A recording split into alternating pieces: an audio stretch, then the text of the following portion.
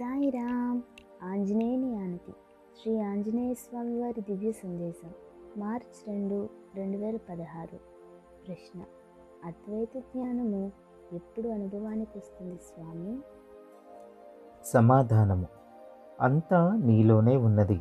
నేను శరీరాన్ని అనుభావాన్ని వదిలివేయమని చెబితే దాని అర్థం నీవు శరీరానివి కావు అని కాదు. దాని అర్థం నీవు శరీరానివి మాత్రమే కాదు, అన్ని శరీరాలు నీవే, అన్ని వస్తువులు నీవే, ఈ సృష్టి అంతా నీవే.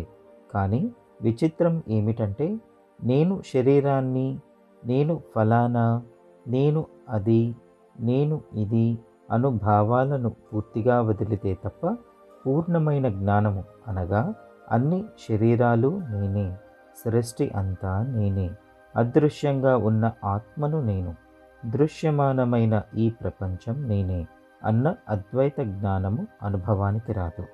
సాయిరామ్.